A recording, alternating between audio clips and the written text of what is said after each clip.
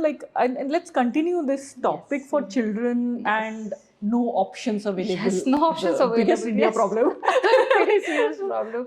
Is actually there are no options available. So I'll tell you, like, my daughter's daily routine.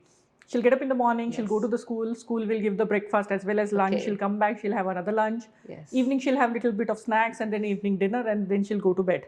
Okay, now milk, okay, fair enough. If she wants to just eat something, so I don't call her like snacks, I say that she'll call me and she'll say that, can I eat junk? Okay, so like consciously she's telling that, okay, I'm eating junk, can I eat junk? But if you look at like whatever the Coke, Sprites, whatever is available with Lay's, Kurkure, whatever, nothing is available. Thankfully, with makhana now you know that, okay, you can make some ghee and things like that. But then I don't have time to cook, okay, and I have a wonderful caretaker, and the Thai is there, but she's not a chef, right?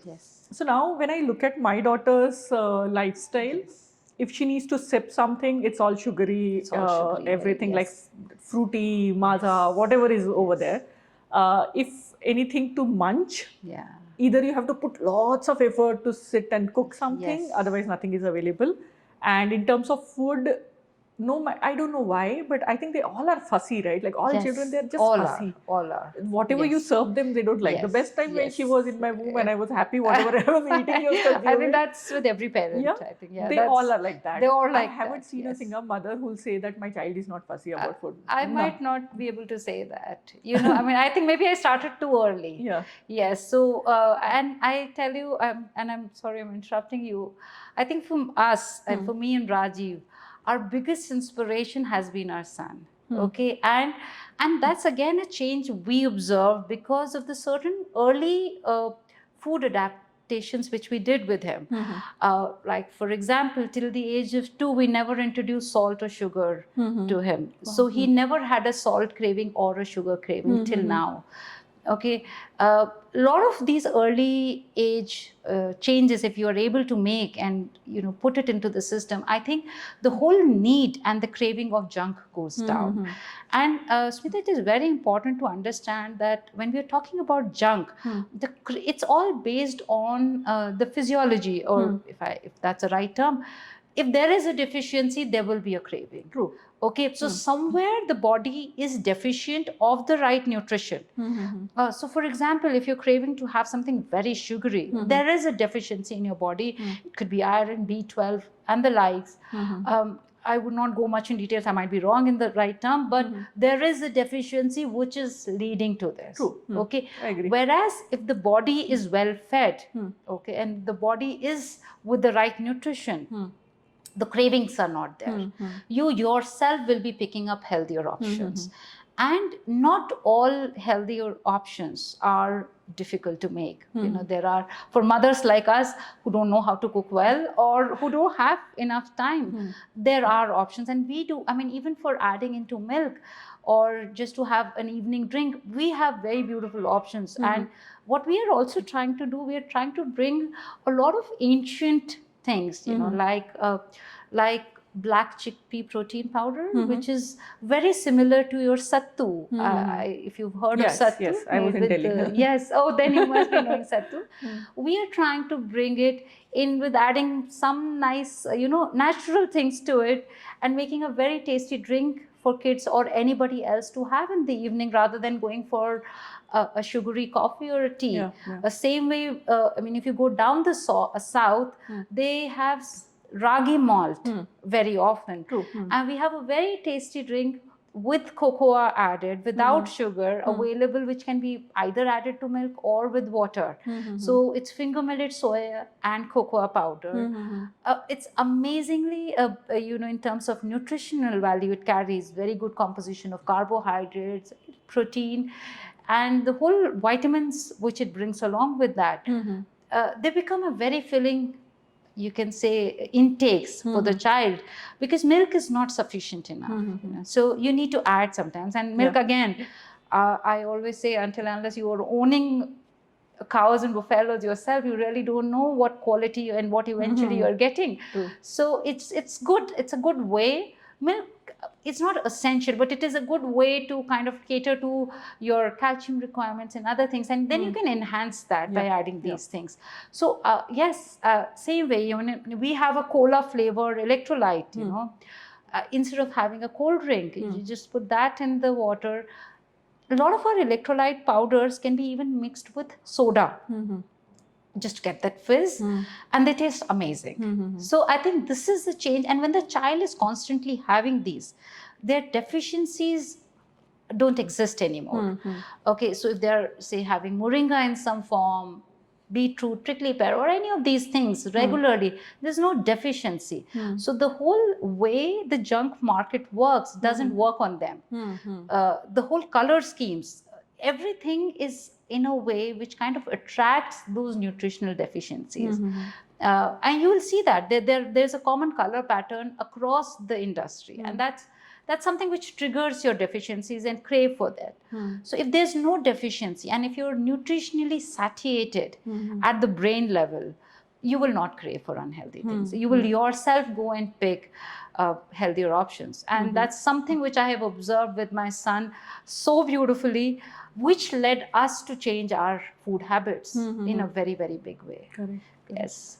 You know, like I consider my dog as my second daughter. Yeah. So like I don't know how people I have a second son. Yes, okay, I have fine. a second son. So I'll tell you, like, they are so intelligent. So if she'll have stomach upset, she'll not eat. Yes. Okay, if she knows that she likes cucumber and she does not like carrot, she'll not eat carrot. Yes. Okay, and they are so smart and they're so intelligent, and they understand what to eat and what not to eat. Whereas we human beings, we just force ourselves, and you know, we probably, like you were saying, from age 0 to 2. Exactly. If they are not been exposed to salt and sugar, then you're not actually, you know, it's like creating the addiction. Exactly. You know? And sugar, I think, is the most addictive. Very addictive.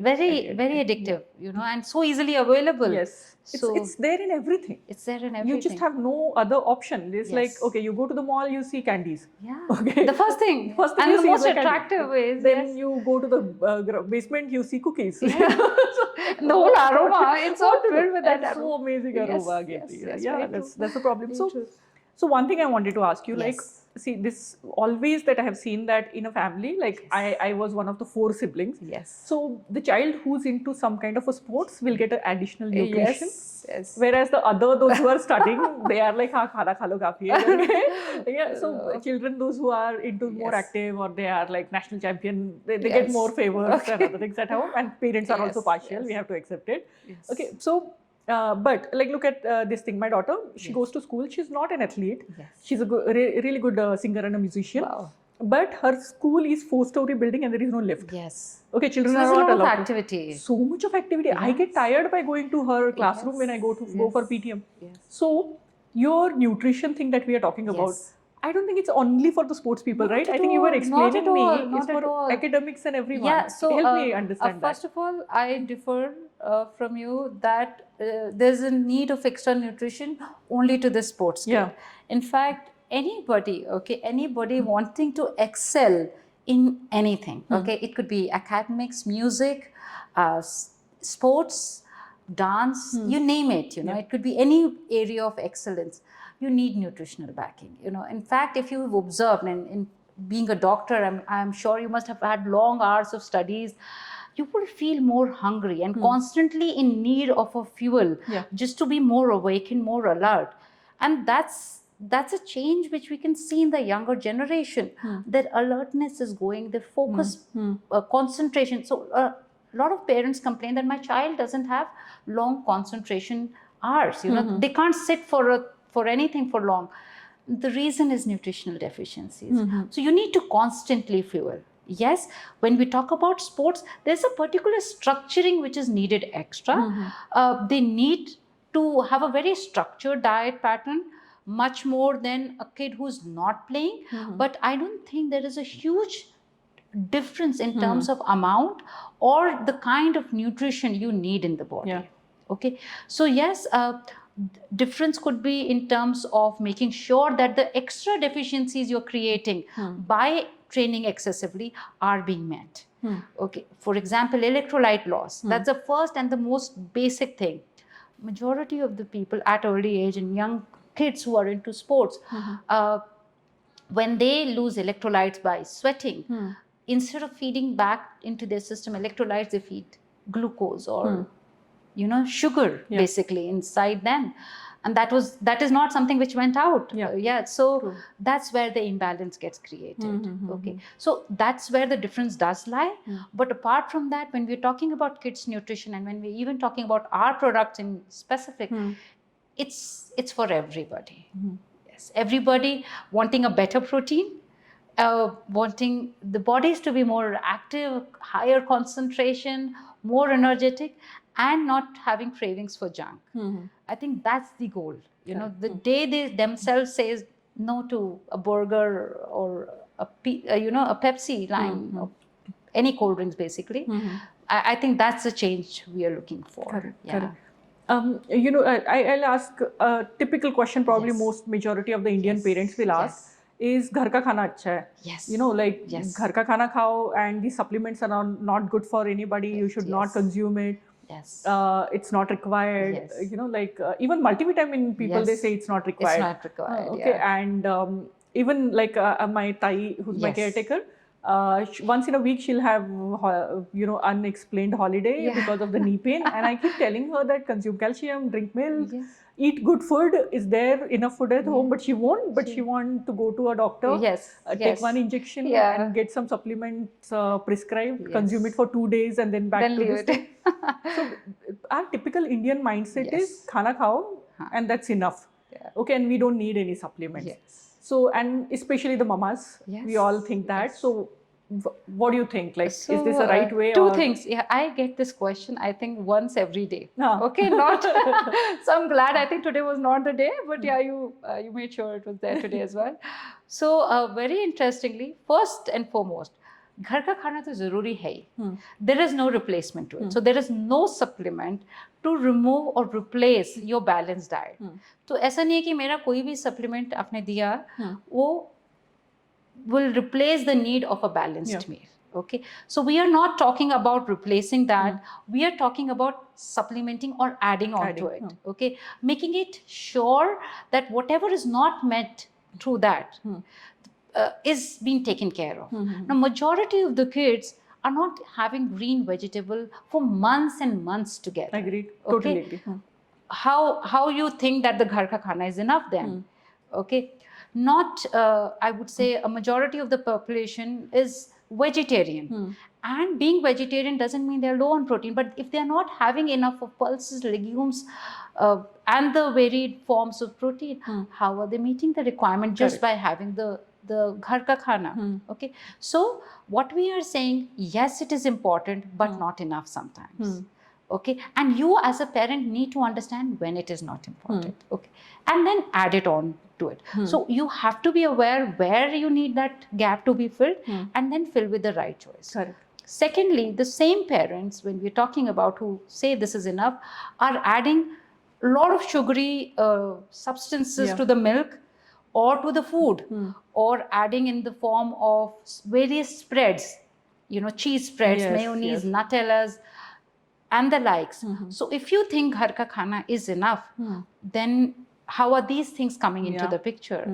So you have to be more aware, and I think that's where our responsibility as a parent lies, that we need to be aware what we are feeding our kids. Okay, so we might be saying no to a hydration tablet, which is nothing but salts and vitamins, but saying yes to a cold drink.